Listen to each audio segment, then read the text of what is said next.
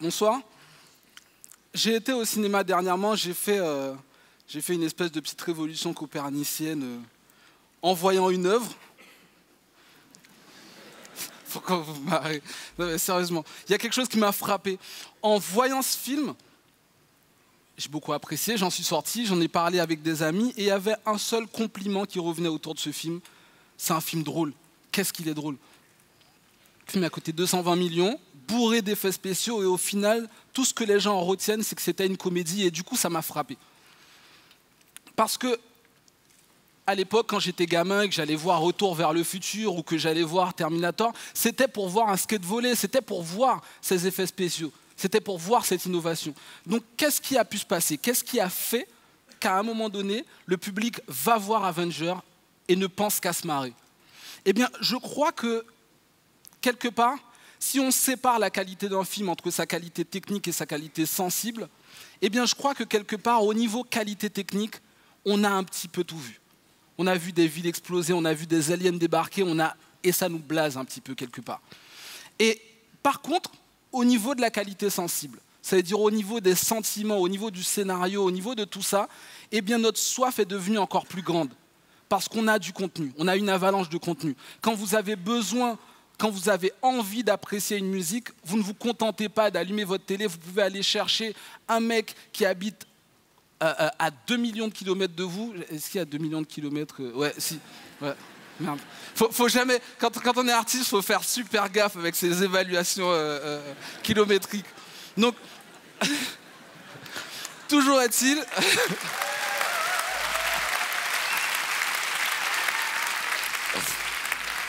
Toujours est-il que vous pouvez précisément aller chercher la musique qu'il vous faut, le cinéma que vous faut, etc. Et donc, du coup, ça crée un réel degré d'exigence extrêmement élevé. Du coup, quand vous êtes là et que vous êtes en train de regarder en streaming votre série préférée dans une qualité merdique devant votre ordinateur, c'est ça que vous êtes en train de dire. Vous êtes en train de dire, je suis d'une génération qui s'en fout un petit peu de la technique et qui veut se concentrer sur le sentiment. Donc, c'est exactement ça que j'avais en tête. Quand j'ai commencé mon premier long métrage en 2009, j'avais pour idée de me focaliser sur cette qualité sensible. Bon, étant donné qu'on avait 150 € de budget, j'avais pas trop le choix non plus, mais on le garde entre nous.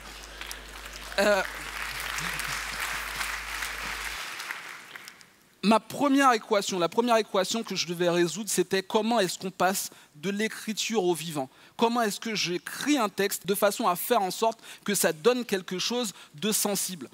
Eh bien, je me suis dit, écrivons le texte à 70% et invitons les comédiens. Invitons les comédiens à venir participer, lire le texte avec moi.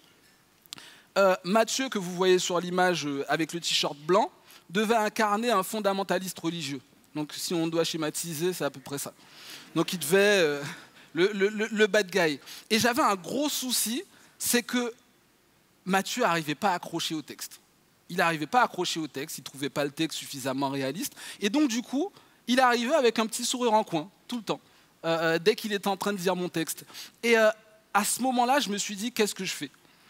Et bien, je me suis dit, valorisons ce sourire en coin, invitons ce sourire en coin dans le personnage. Et du coup, au final, on est arrivé sur un...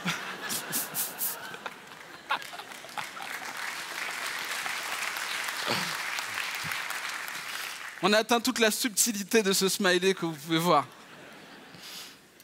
Et toute l'écriture s'est passée comme ça. Toute l'écriture s'est passée comme ça, avec une humilité face à ce que j'avais écrit, en le confrontant au vivant, en me disant que ce vivant pouvait l'influencer.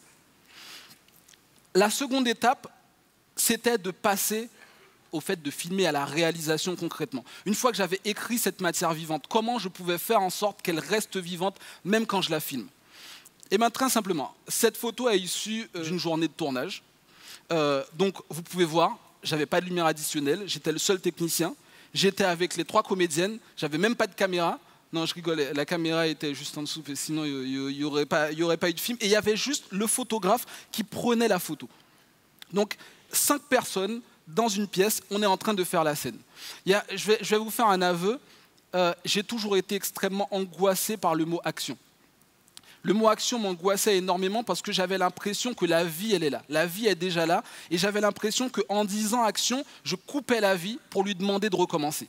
Donc mon premier objectif dans la mise en scène, c'était ça. C'était d'éviter ce moment où je coupais la vie, où je coupais l'action.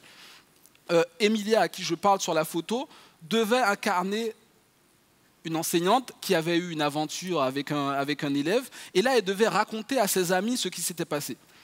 Donc ce que je lui ai dit, on a une discussion comme ça, tous ensemble, tous les quatre.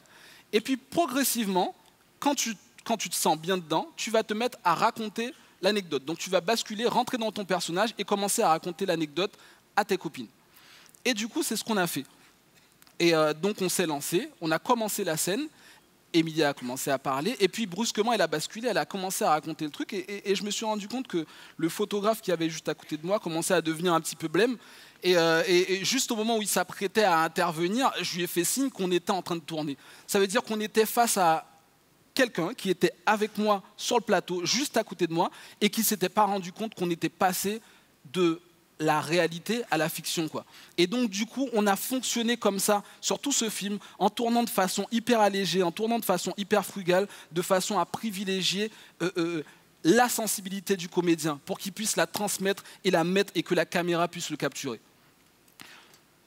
Le film était bouclé, donc voilà, donc pour moi c'était un petit peu une mission accomplie autant au niveau scénaristique qu'au niveau de la réalisation. Et maintenant, là, il y avait une nouvelle étape qui commençait. Et l'étape de partager le film, l'étape de la distribution. C'est souvent une étape qui est vue comme n'étant pas artistique. Maintenant, ça, je suis complètement contraire à cet avis. Pour moi, distribuer un film fait partie de la création du film. Et donc, du coup, étant donné qu'on avait été proche du vivant pendant tout ce processus, j'avais envie de continuer à être proche du vivant. Donc, ce que j'ai dit aux internautes, aux gens qui avaient envie de voir le film, je leur ai dit, vous avez envie de voir le film, ben dites-le nous. Dites-le nous et on vient vous le montrer. Et c'est ce qu'ils ont fait. Ça veut dire qu'on s'est retrouvés sous une avalanche de photographies où ils exprimaient l'envie qu'ils avaient de voir ce film. Et donc, du coup, ben, aussitôt dit, aussitôt fait, on a grimpé dans un bus, toute la troupe de comédiens, sur 2 étages. Alors, un fait scientifique, c'est que les odeurs de pied vont vers le haut. Et donc, du coup, comme les cabines étaient en haut, donc c'était assez sport. Et on a fait 9000 km comme ça dans toute la France pour apporter ce film. Et je me suis retrouvé à un moment en me posant la question, voilà, cette aventure est terminée. Maintenant, j'ai l'opportunité de commencer un nouveau film, de faire un nouveau film avec un budget, avec des moyens, et de me poser la question, de me demander, est-ce que j'ai envie de retravailler de la même façon? Est-ce que j'ai envie de retravailler de cette façon? J'étais un petit peu obligé de bosser comme ça. Est-ce que maintenant, je vais faire le choix de bosser comme ça? Et cette question, en fait, j'y ai pas répondu tout seul. C'est d'autres cinéastes qui ont répondu à ma place. Ça veut dire que ces films que je vous montre, qui ont été faits dans une démarche très proche, avec des histoires très personnelles, dans un processus extrêmement humain, qui m'ont dit, mais je me suis dit, mais c'est marrant, quand on parle de cinéma populaire, on entend cinéma à gros budget, on entend cinéma qui réunit énormément de gens. Mon souhait pour 2030, ce serait que le cinéma populaire, quand on dise le mot cinéma populaire, ben on entende plus un processus, on entende plus une façon d'écrire, une façon de réaliser et une façon de partager. Merci beaucoup.